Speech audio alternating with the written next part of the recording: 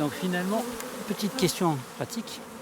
Quand on passe à proximité d'une ruche, comme on a fait l'autre fois, on était une vingtaine, une trentaine de mètres. Hein. Il y avait le champ, il y avait les ruches qui étaient dedans. Il y avait une certaine activité autour. Ouais. Donc là, évidemment, la mauvaise idée, ça serait d'aller dans la ruche, enfin, dans la zone de la ruche. Peut-être que ça exciterait les abeilles. À ce moment-là, j'aurais peut-être envie de... Non, Non, parce même que, pas. bon, comme on dit, la ruche, il y a des périodes qu'il faut surtout pas y aller. C'est la période où c'est orageux, c'est comme ça et tout, parce qu'elle Ouais. est agressive.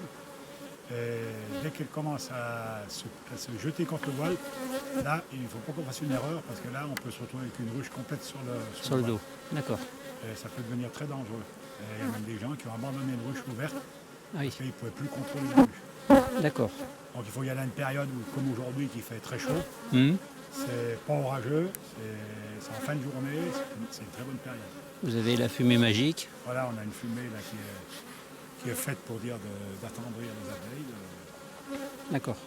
Donc en gros, ça veut dire que le randonneur qui passe à proximité d'une ruche, hormis ce cas-là, la plupart du temps, donc en gros, il risque rien. Le randonneur qui passe devant une ruche et tout, il risque rien.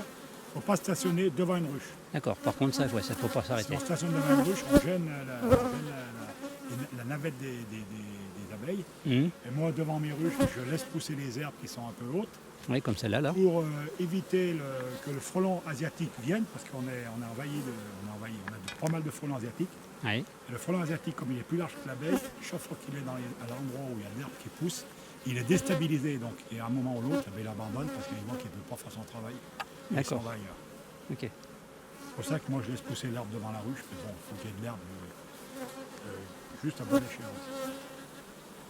Très bien. Très bien. Dans un cadre somptueux.